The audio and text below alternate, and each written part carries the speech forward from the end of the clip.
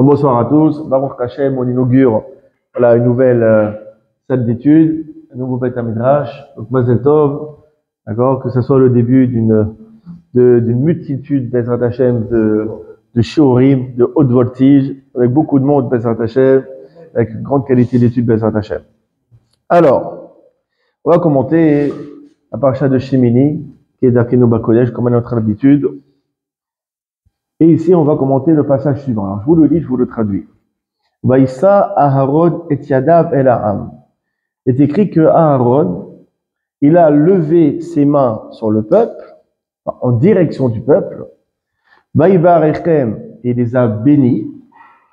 Vaïered ma'asot ha'hatad ve'olav shelamim, il est descendu après avoir offert le hatat, le sacrifice expiatoire, le ola, le sacrifice holocauste, ve'ashlamim, et le sacrifice rémunératoire. Vayavo Moshe be'Aaron Elohel Moed.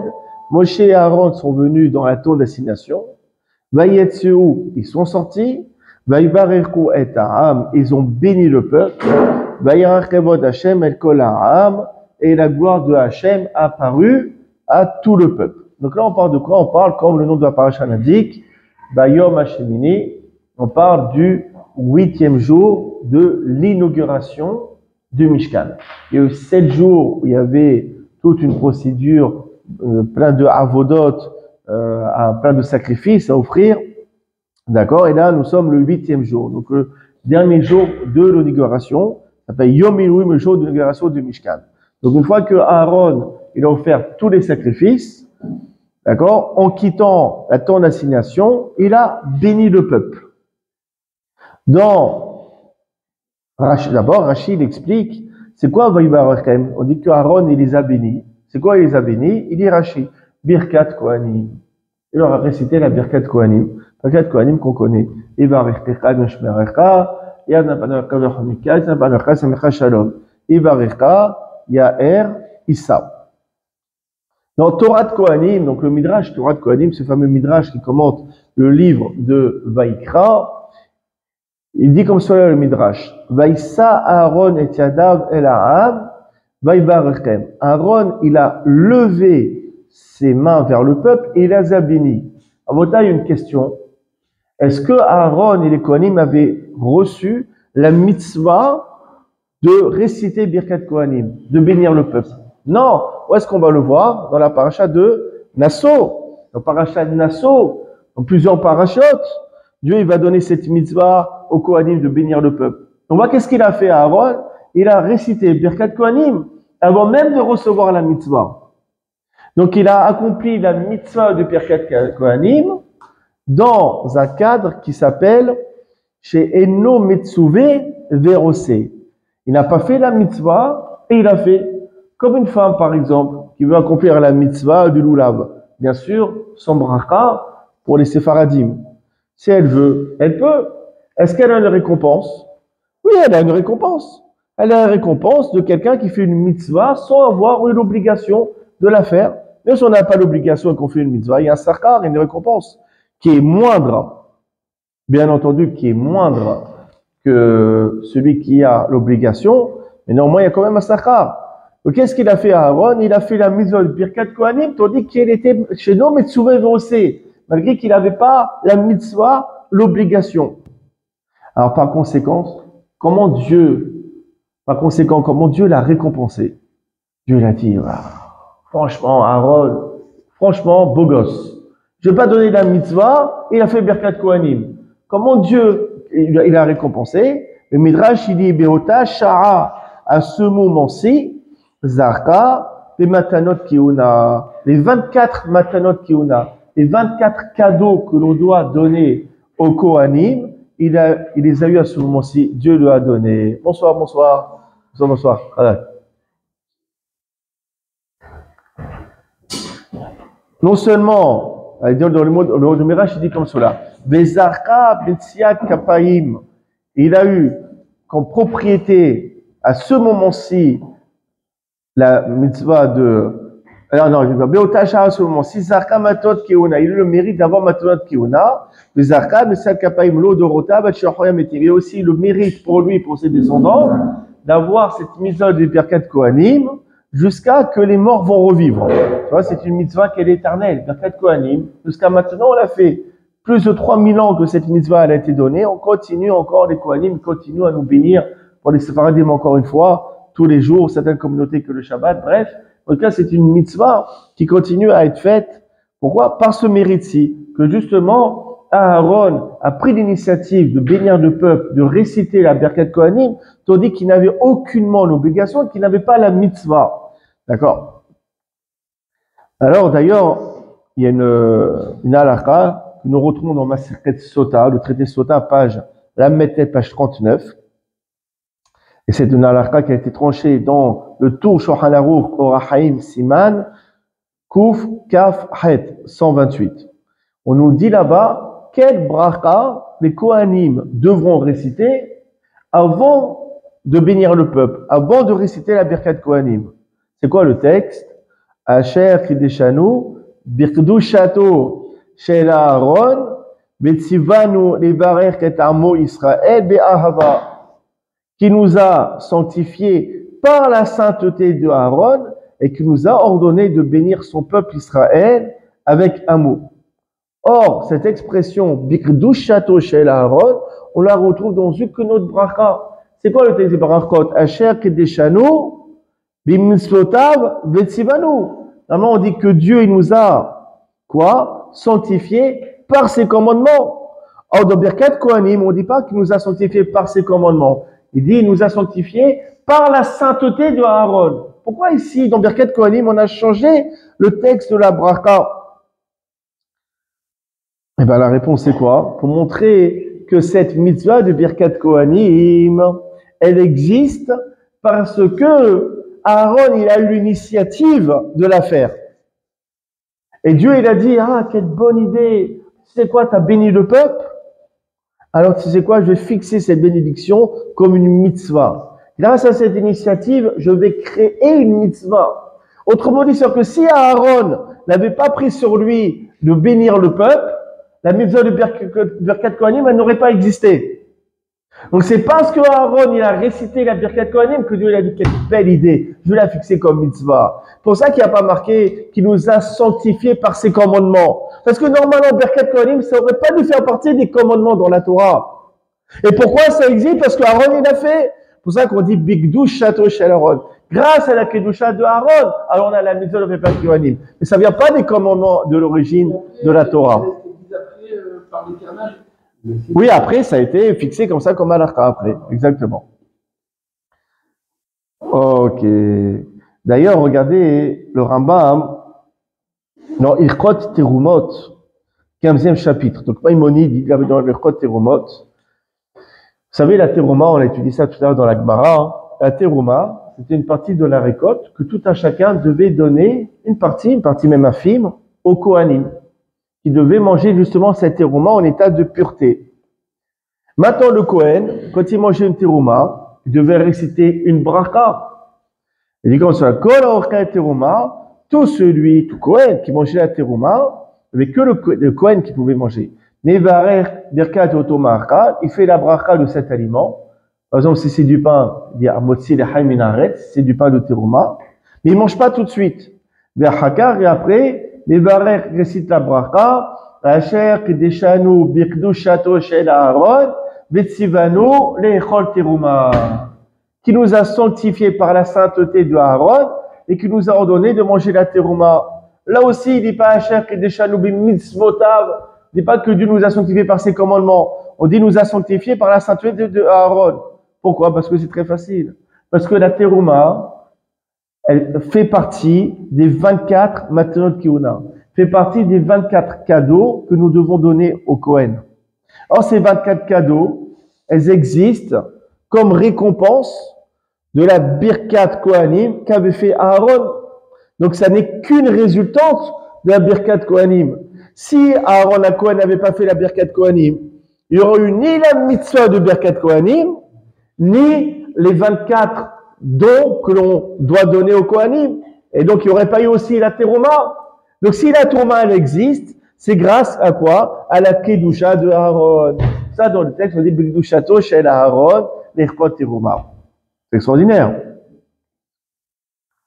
Maintenant, on va voir que dans cette paracha de Shimini, on parle du 8e jour de l'inauguration du Mishkan.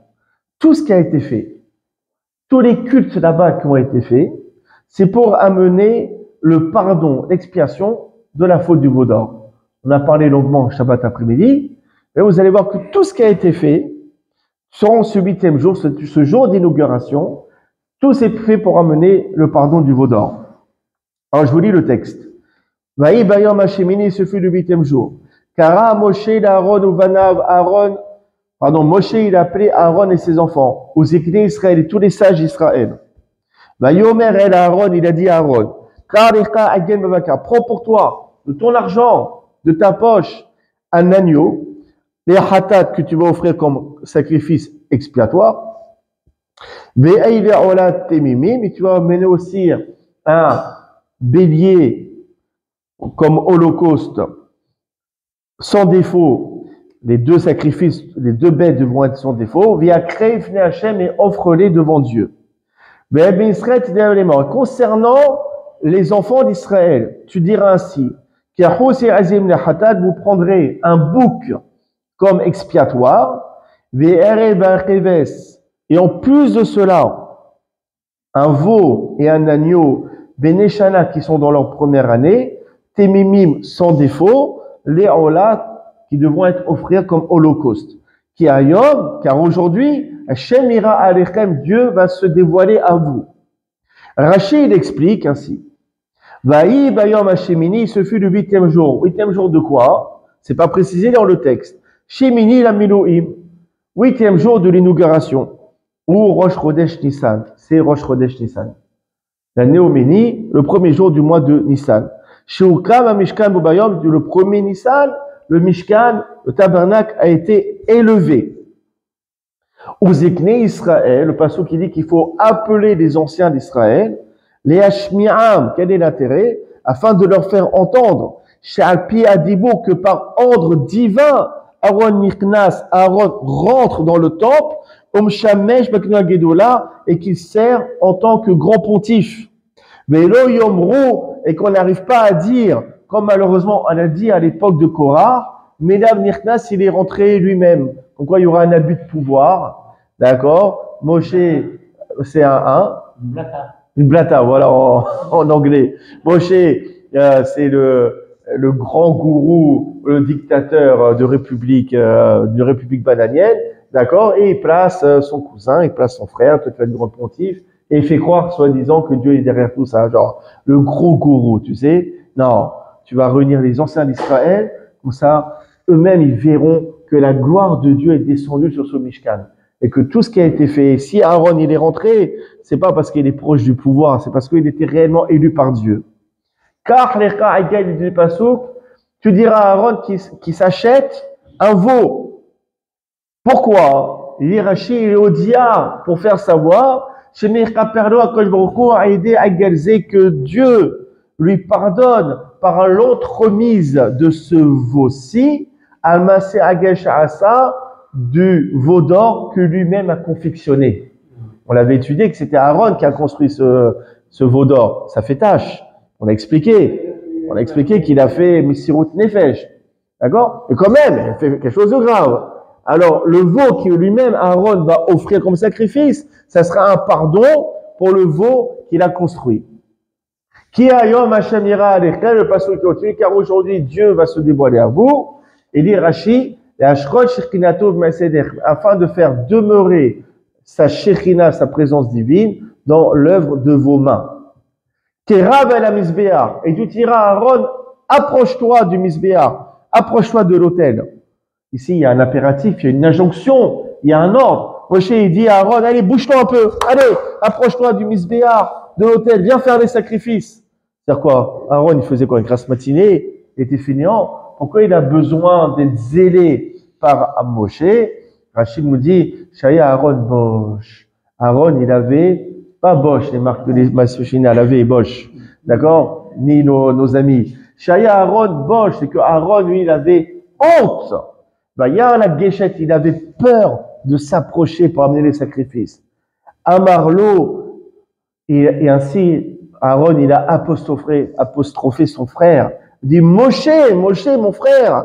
Moïse, la mata, d'accord, Amarlo Moshe, pardon. Moshe, il lui a dit, c'est Moshe qui apostrophe Aaron. Il lui dit, la mata bosh. Il dit, pourquoi tu as honte? C'est pour cela que tu as été choisi. Viens offrir les sacrifices. C'est parce que, justement, tu as construit le veau d'or et que tu étais prêt à mettre en danger ton monde futur et que tu t'es sacrifié, spirituellement parlant, c'est pour cela que Dieu t'a choisi. Donc, il n'y a pas de honte à avoir. Viens, Baba, viens offrir les sacrifices. Ok. Maintenant, on reprend le pasouk. Marqué que Aaron, il a fait les sacrifices. D'accord? Il a béni le peuple. Moshe et Aaron, ils sont sortis de la terre de destination, ils ont béni le peuple. Effectivement, la gloire de Dieu, à la suite de cela, a apparu aux yeux de tout le peuple. Imaginez un petit peu, il y a un feu divin, un feu qui est sorti de devant Dieu, qui a consumé sur le misbéach les holocaustes et les graisses. Tout le peuple a vu cela, ils se sont réjouis, et ils sont tombés face à terre de ce spectacle qui s'est passé devant leurs yeux. Dit comme cela, Rachid explique là-dessus, Moshe et Aaron Elohim Moed. On dit Moshe et Aaron, ils sont rentrés dans la tente d'assignation. La question, la man nichnesu, pourquoi ils sont rentrés là-bas? Il dit Rachid, qui va chez Aaron, chez Karaboukola Korbanot. Dès que Aaron, il a vu qu'ont été offerts tous les sacrifices. Et que tous les actes à accomplir ont été faits. Et que la Shekhinah n'est pas descendue. Ils ont fait tous les sacrifices, ils ont fait asperger le sang, tout brûler sur le misbéach, tout. Ils ont vu qu'il ne se passe rien. La Shekhinah n'est pas descendue. La nuée de gloire, elle n'est pas descendue. Et tout le peuple qui est là dehors, en train d'attendre que la Shekhinah descende. Ayam Ista'ad Amar. Alors là, Aaron était en grande souffrance. Il dit quoi? C'est pas bon signe. Yodéani, je sais pertinemment, chez quoi ça cache que Dieu, il est énervé contre moi. Je le sais. Ou Vishwili ou la Shekhinah d'Israël. Et c'est à cause de moi que la Shekhinah n'est pas descendue sur le peuple juif. Parce que j'ai fait le veau d'or. Amarlo les Moshe, et c'est là que Aaron parle, se tourne auprès de Moshe, il dit Moshe Ahi, Moshe mon frère, car Asitali, comme ça tu m'as fait, t'as pas honte, tu m'as fait rentrer, tu m'as fait croire que Dieu il m'a choisi, Zarma, mais Vashti, et tu me fais honte comme ça en public, Arshuma. Lui il voulait pas y aller à Aaron, lui Moshe il dit vas-y viens, Dieu t'a choisi, vas-y, n'aie pas peur. Il fait tout ce qu'il faut, et rien qui se passe. La Shekhinah, elle descend pas. Aaron, il dit, t'as pas honte. Tu me fais honte à moi comme cela. D'accord, tout le peuple maintenant voit que la Shekhinah, elle descend pas à cause de moi, à cause de ma faute. C'est terrible. Mais je vais le d'accord, Miyad, immédiatement, Nirkas Moshe, il a chauffé Moshe. Moshe dit quoi? Ah, comme ça, tu m'apostrophes. Tu dis que j'ai fait honte. Ok. Moi, je vais rentrer dans le Oel Moed. Moi, je vais rentrer dans la tente d'assignation. Ça va pas se passer comme cela. Ou Vekeshon Rahamim, les deux, ils se sont mis à prier. Imaginez le niveau des tfilotes de Moshe et Aaron. C'est plus que les kabanotes du Rachash ou du Harizal. De faire trembler des mondes avec leurs tfilotes. Ils sont mis à prier, à demander la miséricorde divine tous les deux. Et à ce moment-ci, la Shekhinah, elle est descendue sur le peuple juif. Là, la nuée de gloire s'est manifestée. Ils sont sortis vainqueurs, Moshe et Aaron.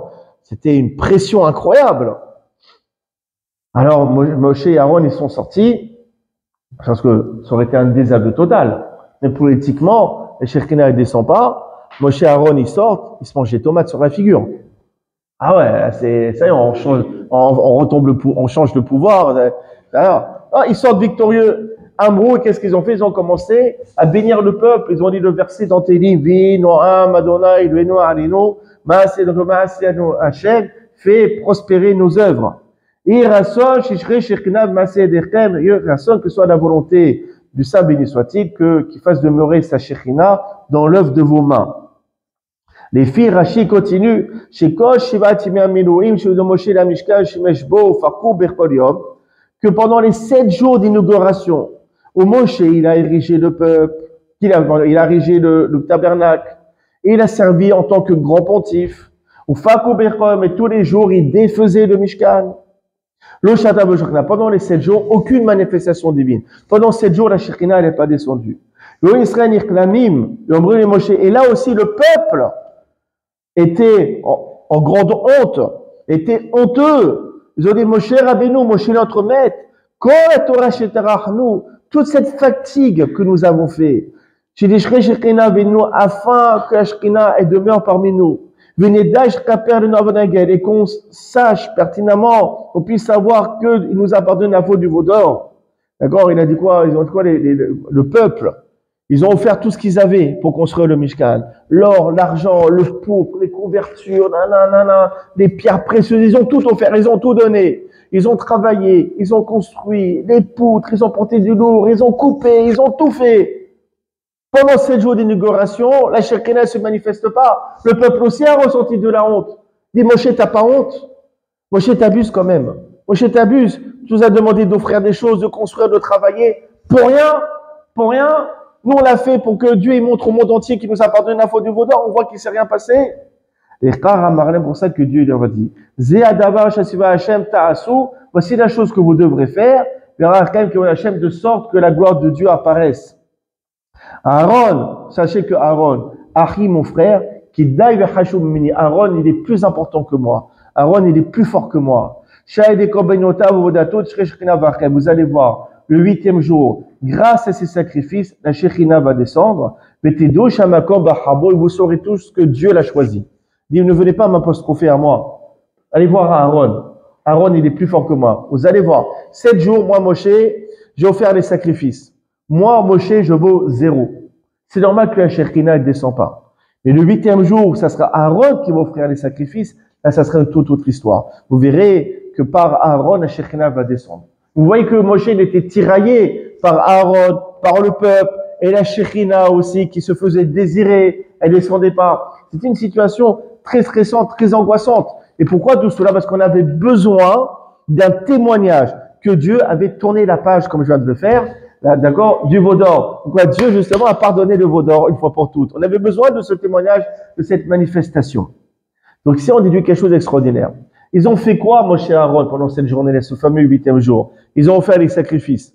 Pourquoi? Pour amener le pardon du veau d'or. Ils ont fait des prières. Pourquoi? Pour que Dieu pardonne la faute du veau d'or. Donc on en déduit que lorsque Aaron il a récité la Birkat Kohanim, lorsqu'il a béni le peuple, c'est aussi pour amener le pardon du veau d'or. Et à Botaï, quel est le rapport entre la Birkat Kohanim et le veau d'or? En quoi la Birkat Kohanim, elle amènerait une expiation, un pardon du veau d'or? Alors on va approfondir. Vous devez sûrement savoir. Quand Bilam, quelque temps plus tard, Bilam, ses services ont été loués par le roi de Moab qui s'appelait Balak, pour justement maudire les bénis Israël. Et on connaît toute cette histoire, chacun qui voulait maudire, donc il y a une malédiction qui sortait de sa bouche, c'était quoi? C'est une bénédiction. Et pendant le trajet, lorsqu'il va pour maudire le peuple, il monte sur son ânesse, qui était aussi son épouse. D'accord? D'accord? Ça devait être sa compagne, hein? D'accord? Sur Kenneth. Ça devait être sympathique, le ménage avec une ânesse. Au niveau communication, ça devait être sympa. D'accord? Donc, il était sur le trajet et l'ânesse, elle voit en route, elle voit un ange qui se tient au milieu, d'accord, pour empêcher justement Bilam d'aller maudire les bénis Israël. Le problème, c'est que Bilam, il voit pas l'ange, mais l'ânesse, elle voit. Donc, pendant 3 fois, d'accord, 3 fois, elle détourne et à chaque fois, elle fait tomber Bilam. Et lui, Bilam, c'était un âne sur une ânesse. D'accord? Qu'est-ce qu'il a fait cet âne? C'est le cas de le dire. Qu'est-ce qu'il a fait? Il frappait l'ânesse à chaque fois. Et après, à un moment donné, l'ânesse, croque-menou. Alors, on a eu marre de lui, elle s'est mise à parler. Il comprend pas. D'accord? Comme il ne comprend pas. D'accord? Alors, je vais lui parler. Je me rappelle une histoire avec le Rav Ovadia Yosef. Une fois, c'était le jour de Kippour. Jour de Kippour. D'accord? Coupure de courant. La synagogue peine à craquer. Coupure de courant. Ils sont partis voir le Rav Ovadia. Rav Ovadia, comment on fait? On ne peut pas prier dans le noir à Kippour. Il dit, tu sais quoi? Il y a un policier c'est un nom juif, d'accord? Amiral Agoy, on peut demander à un goy si c'est pour les besoins de sorquer mitzvah des rabbins, on s'appuie sur se faire Aïtour, on peut lui demander d'allumer clairement, allumer, c'est pour les besoins d'un tzibour. Mais il a dit quand même, il a dit à son fils, tu lui demandes, mais quand même, par remez, par allusion. Et préféré lui dire par allusion. D'accord? Il vient, la lumière est toujours pas là. Un quart d'heure après, il revient son fils. Il fait, je lui dis par allusion, il comprend pas. Il dit alors, dis-lui clairement, parce que quand on a dit Amira la goy, assour, dire de demander un goy, c'est assour. Mais Amira la hamor, moutar. De demander un âne, c'est moutar. Comme ça, hamor, il comprend rien. Ça, c'est autorisé, il n'est pas dans l'interdit. Amira la goy, assour. Amira la hamor, moutar. D'accord? Là, il a compris, là. J'espère. D'accord? Donc, la NES, qu'est-ce qu'elle a fait? Elle s'est mise à parler. Quand elle a parlé, elle a dit, Iftach Hashem et pi haton, va tomber les Bil'am. Dit la NES, elle a ouvert sa bouche. D'accord? Elle a dit à Bil'am, mais qu'est-ce que je t'ai fait? Pour que tu me frappes 3 fois. On dit 3 fois, Shalosh Regalim. Question qui s'intéresse, Shalosh Regalim, ça fait penser au Shalosh Regalim. Ça fait penser aux 3 fêtes. Parce que normalement, elle aurait dû dire, Zé Shalosh Pe'amim. Ça fait 3 fois. Là, elle dit Shalosh Regalim. Et Rashi, forcément, il commente. Il dit, Zé Shalosh Regalim, Ramazlo. En fait, c'est que la NES, elle a fait une allusion. Ata mevakesh akor uma. Toi, tu cherches à déraciner une nation, à Chogeget Shalosh Regemashana, qui fête 3 fêtes de pèlerinage durant l'année, mais tu n'arriveras jamais, espèce de Meshuga. Toi, tu vas anéantir un peuple, mais ce peuple, sache qu'il fête les Shalosh Regalim, les 3 fêtes, Pessah, Sukkot, Shavuot, jamais tu arriveras à les exterminer. Question classique. Pourquoi la NES, elle a rappelé la mitzvah des 3 fêtes, des Shalosh Regalim. Elle aurait pu dire quoi? Tu vas nous retirer un peuple qui font les tzitzit, qui font Shabbat, qui font Tefillin, il n'y a pas de mitzvot. Il y en a 613 à ce qui paraît. Pourquoi il a rappelé que Shalosh Regalim? Alors, il y a un commentaire qui dit comme cela. D'abord, on va voir le texte. Quand Bilam, il vient pour maudire les bénis Israël, il est marqué, Vaya Bilam kitov be'ane Hashem ivarech d'Israël. On dit, il a vu Bilam que Dieu, il voulait pas maudire le peuple, au contraire, il voulait nous bénir. Il a marqué, il a tourné son visage vers le désert. Et alors, qu'est-ce que ça change? Tourne son visage vers le désert, ou vers la mer, ou vers la vallée, ou vers sa grand-mère s'il veut. Ça va pas changer. Si Dieu ne veut pas, Dieu ne veut pas. Là, il a vu que Dieu, il voulait pas maudire le peuple, il a tourné son visage vers le désert. Et alors, bravo, qu'est-ce que ça change? Rashi, il explique, Panav, Ketargumo. Faut voir la traduction araméenne de Ankelos.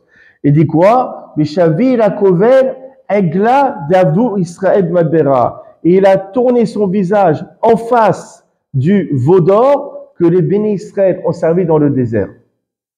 Autrement dit, il a rappelé la faute du veau d'or. Bilam a dit à Kosh Baruchou, toi tu veux pas maudire le peuple, tu veux les bénir. Mais ce peuple, n'oublie pas qu'il t'a tourné le dos. Tu les as fait sortir d'Égypte et hop, du jour au lendemain, ils ont été infidèles. Et c'est ce peuple que tu veux protéger. Non, il a commencé à rappeler la faute du veau d'or. Donc déjà, on voit ici, même si on ne comprend pas réellement, il y a un piout, je veux le passer, c'est pas la peine, que déjà, il y a un lien entre la faute du veau d'or et les 3 fêtes. Ouais, on voit que la NES, elle a dit, tu veux déraciner un peuple qui fête les 3 fêtes, tu n'arriveras jamais. Et lui, Bilam, pour nous anéantir, il nous a rappelé la faute du veau d'or. Donc on voit quelque chose déjà, que les Shalosh Regalim viennent contrecarrer la faute du veau d'or. Alors vous avez un commentaire qui s'appelle Torat à Yehudi Akadosh de Rav Yaakov Israël et Pachisra, un rave lituanien du XVIIIe siècle. Il explique là-bas dans Torah Yehudi Akadosh un commentaire extraordinaire. Je profite pour dire un petit coucou à mon ami Claude Duzan. Je sais que c'est un commentaire qu'il appréciait beaucoup quand j'étais à Paris. Il a marqué Vayara'am Ki voshesh Moshe la redet minahar. Qu'est-ce qu'il dit le verset? Avant que les bénis Israël ils ont commis la faute du veau d'or, le peuple a vu que Moshe prenait du temps, retardait de descendre de la montagne. Tout de suite, le peuple s'est levé contre Aaron. Ils ont dit, construis-nous une divinité qui va marcher devant nous. Parce que Moshe, qui nous a fait sortir d'Égypte, on ne sait pas ce qui lui est advenu. Rachid explique, qui voshesh Moshe, que Moshe a retardé. Le mot boshesh, il fait penser à shesh, 6, bashesh, dans le 6. C'est quoi dans la 6e heure? Il dit que Sha'ala Moshe lahar amara, parce que Moshe, lorsqu'il est monté sur le mont pour récupérer la Torah, il leur a dit, les Sov Aberayom Aniva, comptez, à la fin des 40 jours, je reviendrai. Ba Betor Vashot, et je viendrai dans 40 jours, dans les 6 premières heures de la journée. Kesevori Mehem et Béni Israël, ils ont pensé, chez Otoyom Shalom Minyan, où ils ont pensé que la journée où Moshe est monté faisait partie des 40 jours. Or, c'est une erreur. Viu Amar Lahem Shelemim, il leur a dit 40 jours entiers. C'est-à-dire quoi? Abayom Velelamo, c'est-à-dire 40 jours entiers avec la nuit, parce que chez nous la journée commence la nuit et le jour d'après. Or, le jour où Moshe est monté, la nuit elle n'est pas comprise. Donc c'est 40 jours à compter du soir, de la nouvelle journée. Le jour de son ascension, elle n'est pas à compter dans les 40 jours. Donc ils se sont trompés dans le compte. Ça, nous les Juifs, on a toujours un problème avec l'horaire. D'accord, toujours. On dit Mincha à 19h15, on commence à 19h30. On dit Charlit à 7h15, on a Minyan à 7h35. On a un problème avec l'heure. D'accord? Pas les Ashkenazim. Un petit truc, il disait une blague, j'avais une fois un matin. D'accord? C'est quoi? C'est que les Ashkenazim, d'accord, ils ont la montre. Nous, les Séfaradim, on a le temps. D'accord? C'est pour ça que nous, on respecte jamais l'horaire. Donc, les Juifs, ils ont toujours eu un problème avec l'horaire. D'accord? Donc, ça veut dire quoi? Le 40e jour, ils ont vu quoi? Que Moshe, il n'est pas venu. Il devait venir dans les 6 premières heures. Donc là, durant ces 6 premières heures, ils ont commis la faute du veau d'or. Mais après, Moshe, il est venu. Donc, réellement, la faute du veau d'or, elle a duré combien de temps? Elle a duré que 6 heures. Et maintenant, on comprend quelque chose de très beau. Il nous dit le Torah Théodie à Kadosh. Il dit, vous savez, il y a un grand principe. On voit dans la Sirket Cholin, page Tsar 98, dans Shulchan Aruch Bredea, aussi Siman Tsar 98. Je vais y arriver. Exactement. On voit comment est-ce que il y a quelque chose de assour, quelque chose d'interdit, de pas cachère, qui est tombé dans une marmite qui est autorisée. Comment on fait pour l'annuler? Batel Bashishim. D'accord? Supposons, j'ai une marmite de pkeler, d'accord? Et il y a un morceau de cochon qui est tombé. D'accord? C'est à 60 fois plus de pkeler kacher par rapport au cochon, le cochon il s'annule. C'est batel bashishim. Il y a encore une dernière histoire, je sais pas, je suis inspiré ce soir. D'accord? Il y avait un Shabbat Ratan qui se préparait dans la communauté. Donc toutes les femmes elles étaient dans la cuisine en train de préparer. Elles s'affairent à préparer, à cuisiner, etc. D'accord? Et il y avait un neveu qui était là, il manquait de viande, il fait, va nous acheter de viande, il nous manque. Lui, le neveu, il connaissait rien, il est parti à la boucherie pas cachère.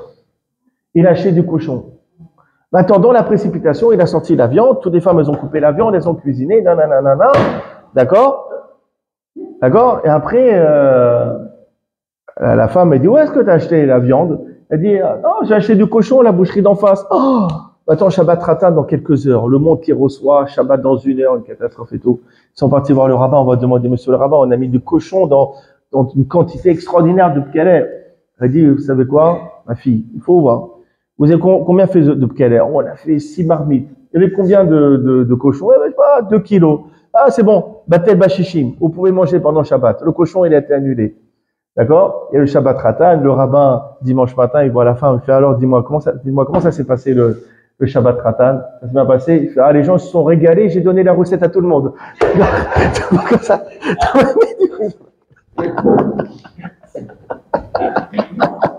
C'est quoi le principe? C'est quoi le principe? C'est Batel Bashishim. D'accord? Alors, comment? Ah oui, c'est pareil.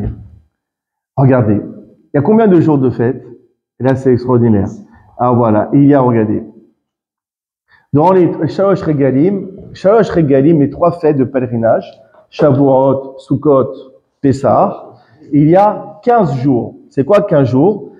Il y a les 7 jours de Pessah. Le premier jour de Shavuot, un jour de Shavuot, je ne parle pas des deuxièmes jours qu'on a rajoutés. Les 7 jours de Sukkot. D'accord? Ça fait 15 jours. Dans une journée, il y a combien? 24 heures. 15 fois 24, ça fait 360. La faute du veau d'or, elle a duré combien? 6 heures. 360, c'est 60 fois 6.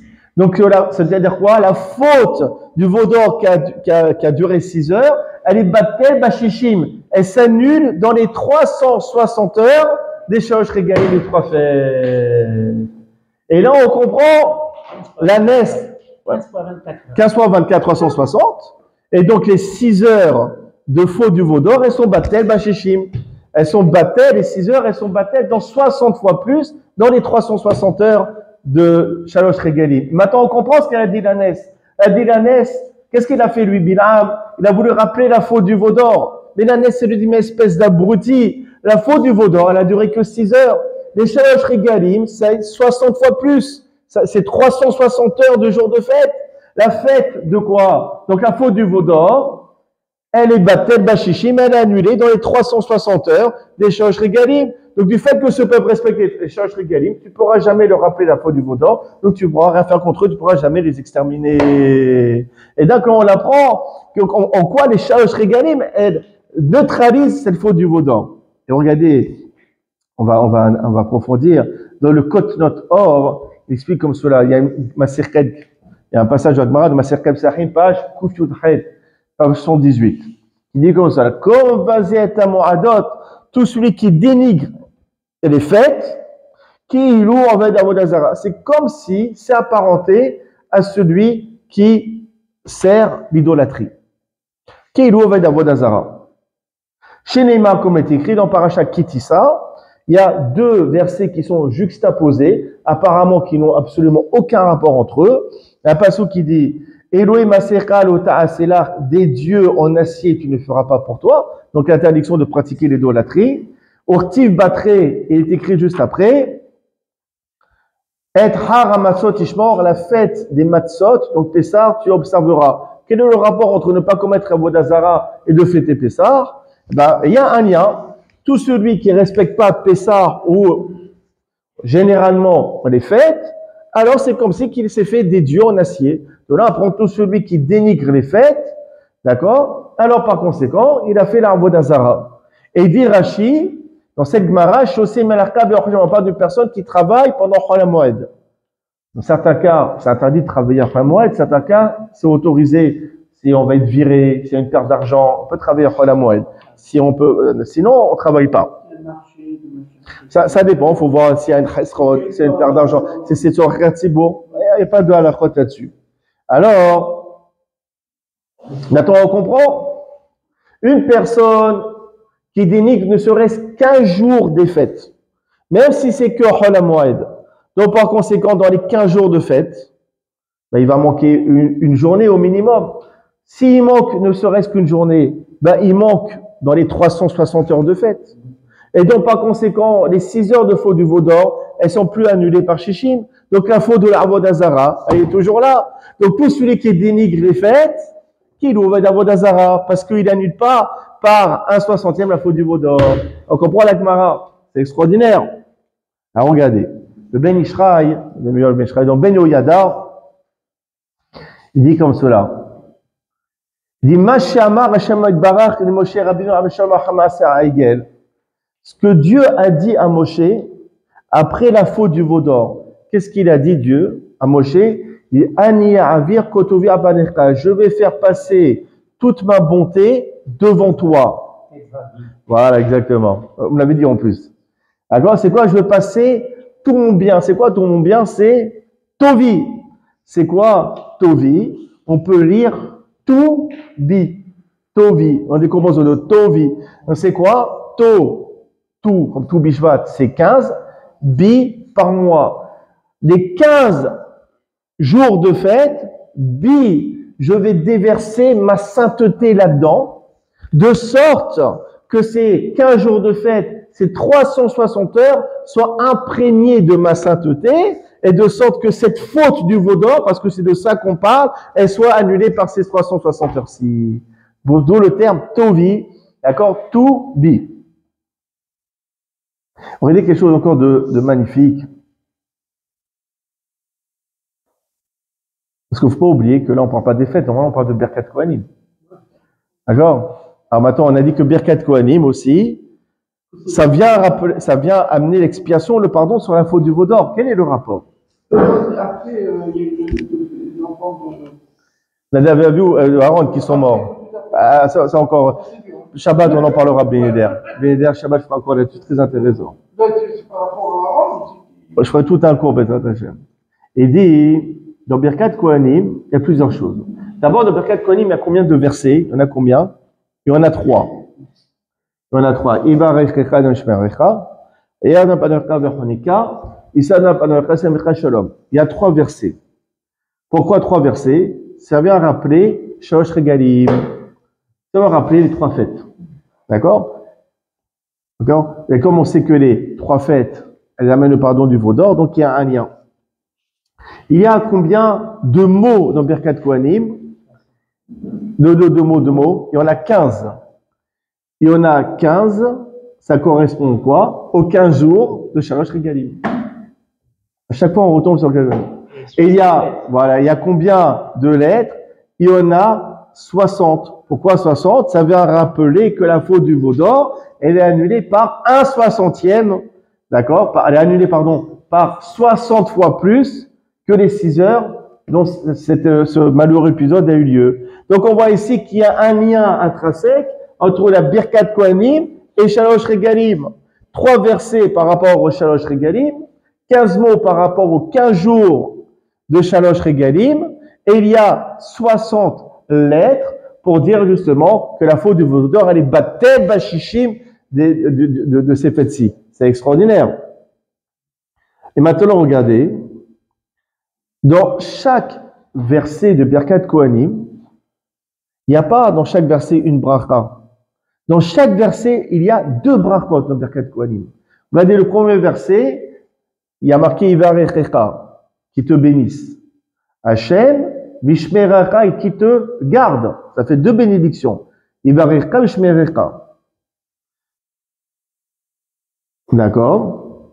Ensuite, après, deuxième verset, Yaher, il y a 2 bénédictions. Il y a Yaher qui l'éclaire, Virhonika qui te soit gracieux. 2 bénédictions. Dans le troisième verset, il y a aussi 2 bénédictions. Issa qui porte son visage vers toi, Shalom et qui te donne le Shalom. Donc ça fait combien de bénédictions en tout? Ça en fait 6. C'est quoi? Ça fait référence aux 6 heures, on a commis la faute du veau d'or.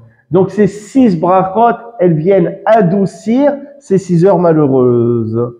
Donc c'est extraordinaire. Donc du fait que Birkat Kohanim, elle a un lien intrinsèque avec Shalosh Regalim, de la même manière que les Shalosh Regalim, elles viennent amener le pardon sur la faute du veau d'or. C'est pareil pour Birkat Kohanim.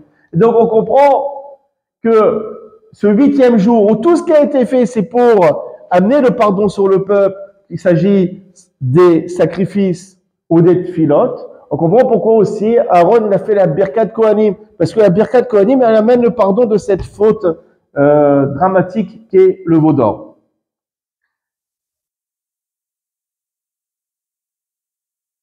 Je vais terminer juste sur un point qui est très fort. C'est que même le texte, on a trouvé des allusions, mais alors que même dans le texte du Birkat Kohanim, il y a une allusion au veau d'or. Yevarechecha Hashem ishmerecha, que Hashem te bénisse et qui te garde. Rashi, il explique c'est quoi qui te bénisse. On parle de richesse matérielle, que tes biens soient bénis. Mishmerecha qui te les garde. Imaginons quelqu'un, il gagne 1 million d'euros en espèces, et que le lendemain, il y a les cambrioleurs qui viennent, qui lui prennent tout. C'est encore la bracha. Rien. Et que Dieu, il te les garde. C'est quoi? Chez l'eau, il y a afin que des voleurs ne viennent pas te les prendre. Ça, que Dieu, il te bénisse les biens, et aussi qu'ils soient en sécurité. Que Dieu, il te les préserve. Quand on a vu quoi, Shabbat, ce fameux Midrash dans Maserhet Brachot, la Medbet, Vidi Zahav, on ramène un lieu qui s'appelle Vidi Zahav dans Sefer Devarim. Et Vidi Zahav, ça n'existe pas, c'est un lieu qui n'existe pas. En fait, il y a une allusion à Mre de Rebbi Yanaï, on a dit à l'Ishua du Rebbi Yanaï, on a étudié ça Shabbat. Car quand Moshe, pour défendre les Israël, il a dit ça béni soit-il. Rebono Sherola, maître du monde.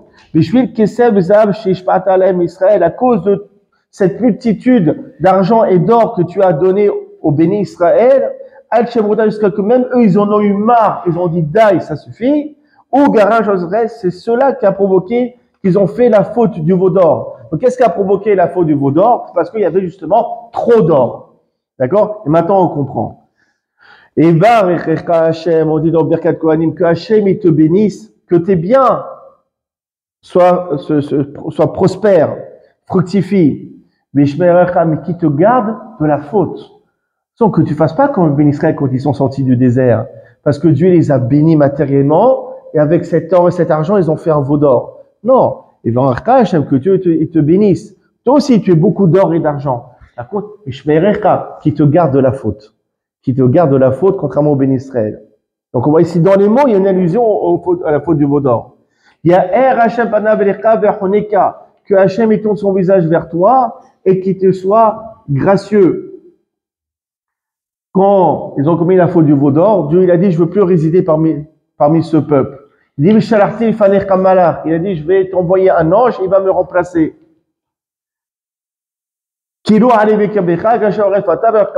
Parce que je veux pas monter parmi toi, car c'est un peuple qui a la nuque raide, et j'ai peur que s'ils font une faute, je vais les tuer, je vais les anéantir.